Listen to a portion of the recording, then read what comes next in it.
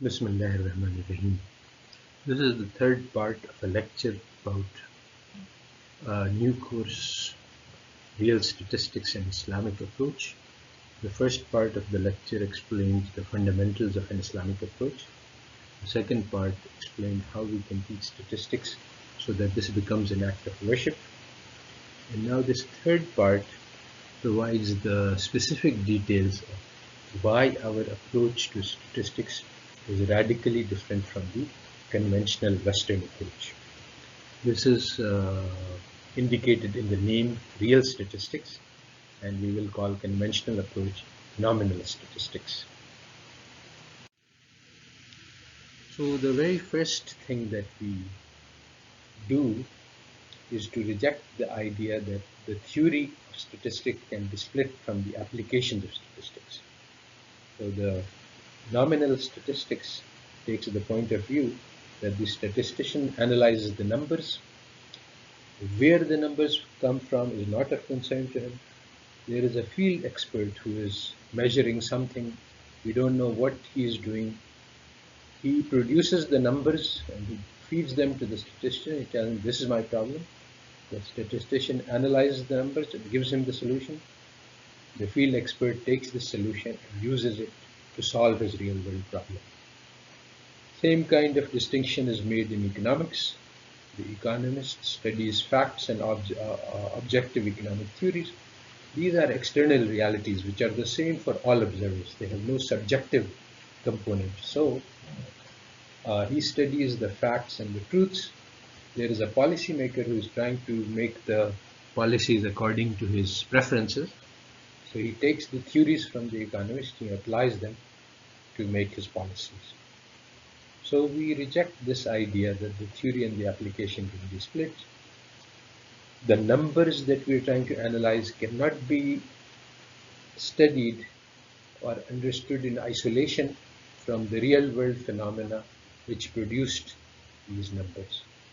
So we argue that statistical theory must always involve looking at the real world, which is something conventional statistics does not do.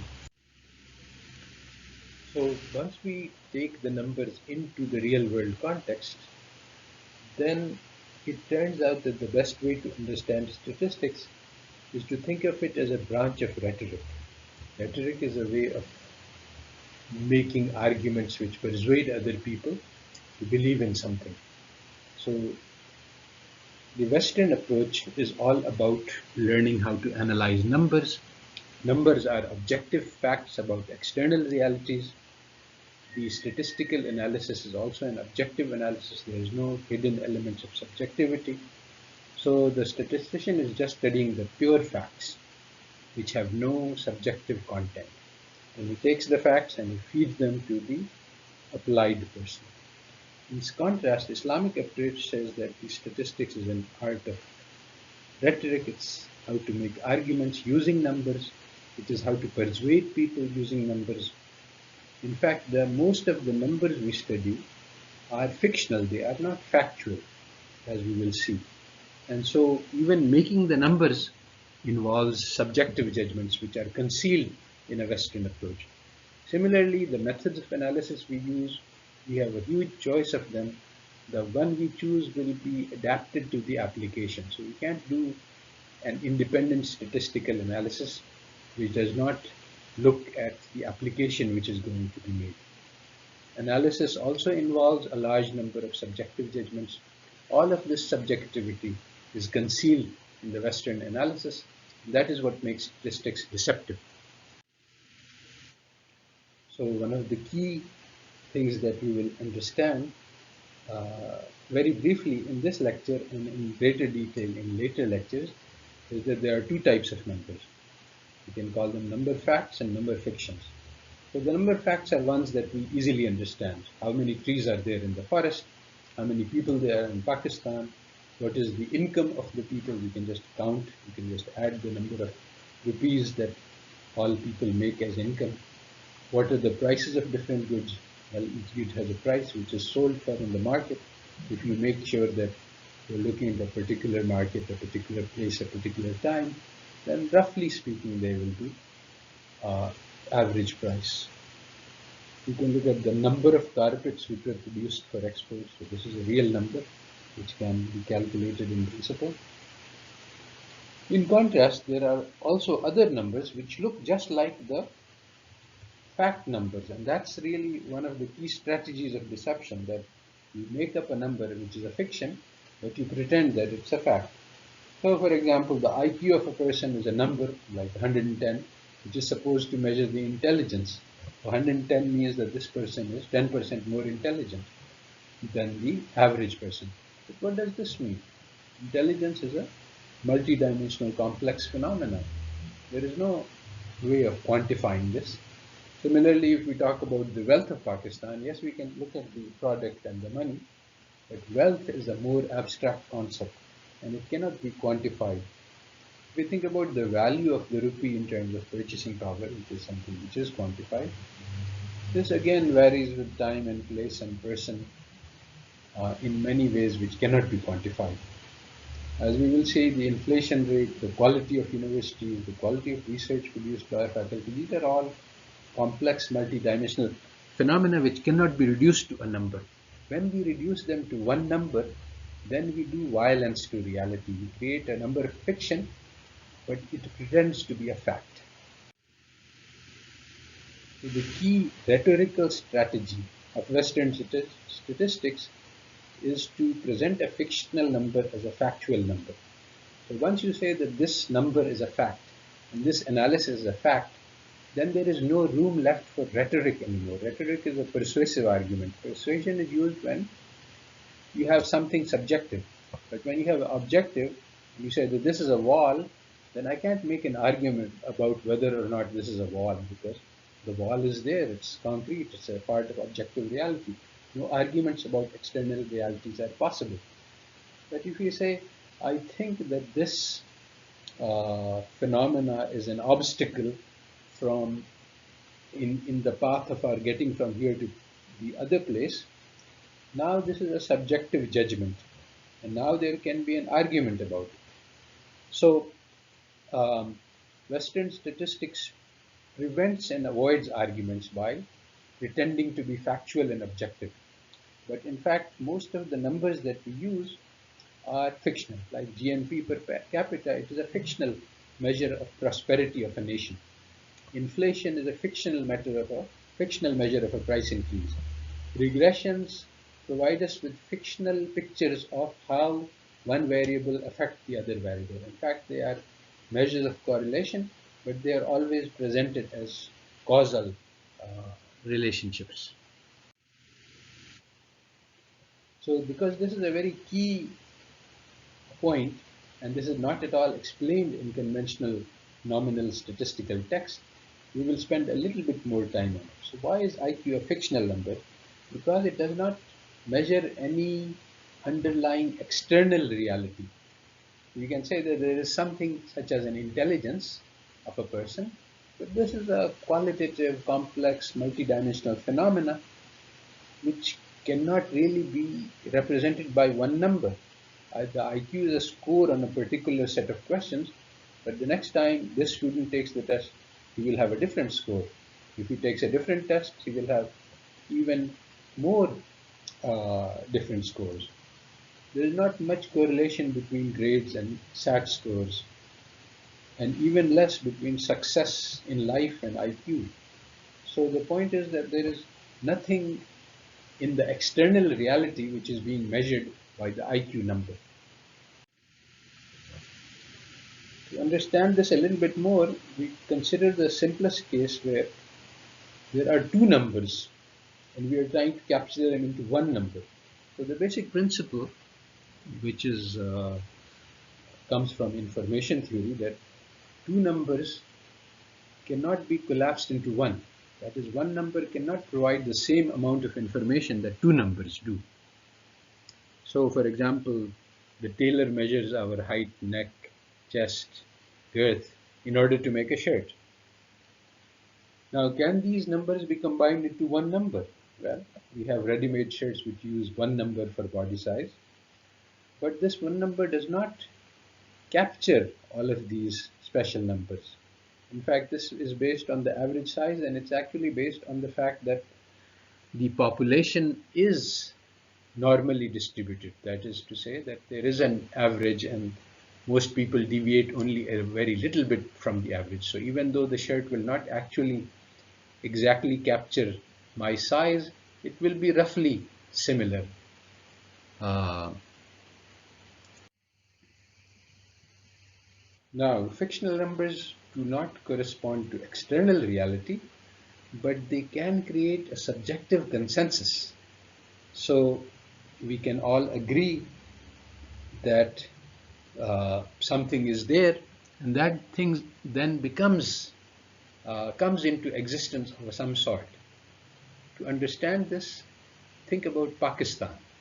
Pakistan is actually a subjective reality. It seems to us that it is a concrete external reality, but it is not. It is just a decision by all of us to recognize Pakistan that creates the external reality.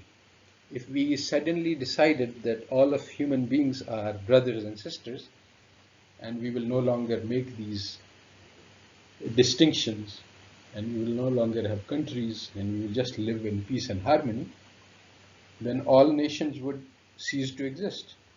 Now, this is not a realistic picture, but as it's actually just to illustrate that countries come into existence by our agreement and they will disappear if we agree to make them disappear.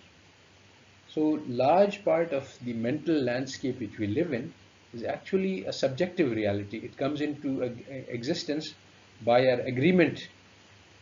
So that is how statistics is used. I mean, even though we create fictional numbers, if we can get people to agree, then that becomes a subjective reality and it becomes powerful. And that's why this is a very powerful rhetorical strategy which is used by conventional statistics. Most phenomena in the real world are complex, qualitative, multidimensional, and they cannot be reduced to one number, they cannot be understood by one number. For example, even simple thing like body size cannot be reduced to one number. But Western epistemology does not really acknowledge this. It says that everything can be measured. Whereas Lord Kelvin said that if you cannot measure something, then your knowledge of it is inferior. In fact, this principle blinds us to the realities of human existence. Psychologists go about trying to measure trust and love and um, confidence and personality and reduce these to numbers. So this attempt to reduce things which are unmeasurable to numbers really makes it impossible to understand the reality, because the reality is non-measurable and we are trying to represent it by something which is measurable. We will always misunderstand the nature of the reality. So to give one illustration of how numbers can mislead us, think of a situation where all men are 5'8" and all women are 5'0". So the average height is 5'4", and suppose we build shirts for this uh, size, this would not fit anyone. So the point is that the average, the population average, which comes into existence by our attempts to measure something which doesn't exist, describes something which is not there. The 5'4" average person does not exist in reality. So this is the way of most statistics. They create an average, they create a picture which doesn't really exist in reality. Now, it happens that in the real population, this works because the real population is not bifurcated like this into two sharp poles. In fact, the average, when you calculate the average height, most people will be near that average height. So that's an accidental empirical fact. It doesn't have to do with the conceptual theoretical framework. So similarly for inflation, the inflation is actually different in different categories, and to average them we need to put in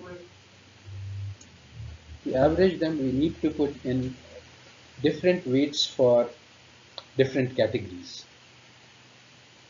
and different weights come out from subjective decisions, but this subjectivity is hidden.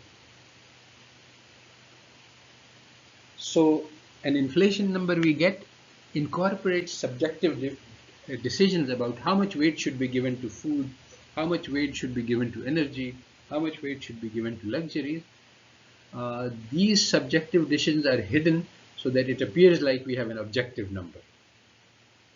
And sometimes the weights that we use create an inflation number which doesn't actually apply to anyone in the real population, just like the size 5'4" does not apply to anyone in the real population. So one very important thing which is difficult to grasp is that, is there something like a body type, a single number which describes the body which is enough for the tailor? No, it doesn't exist. What is the rate of inflation? There is none, it doesn't exist. What is the quality of a university?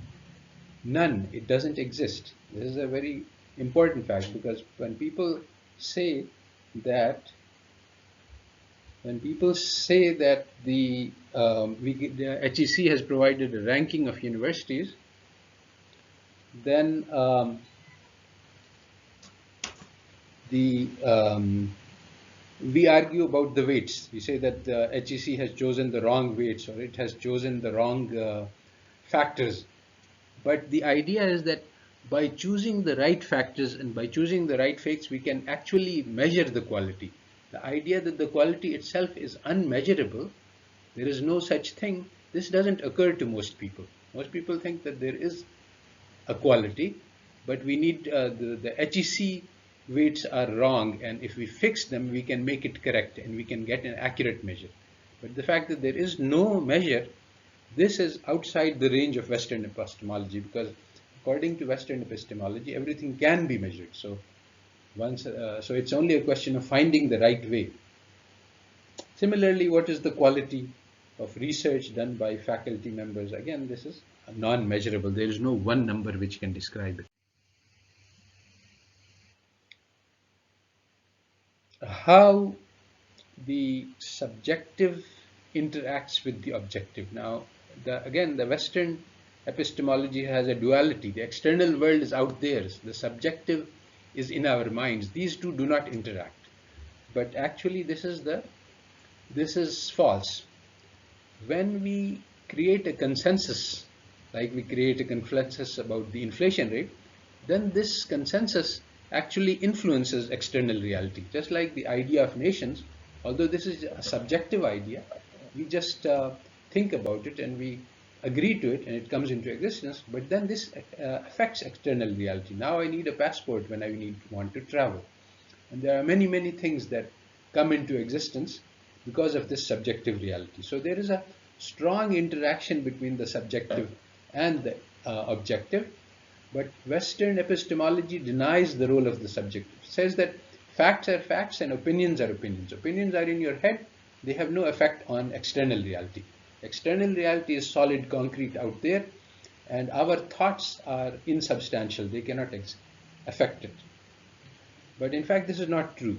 When we quantify research by the number of publications, then this has an impact on external reality. People try to publish more articles and inferior articles, and this creates so the quantification creates increase in meaningless publications. When we measure police performance by the number of challans issued, this leads to a huge increase in fake challans for trivial offenses. When we measure inflation by a last payer index over the total population consumption, this leads to monetary policy decisions which may hurt most of the population, because the wealthy consume a huge amount of the population bundle, and the weights that we assign are assigned according to what is actually being consumed. So this doesn't reflect the realities that are being faced by the poor. So in summary, and to conclude this aspect, most numbers we use in statistics are fake. They do not correspond to external realities.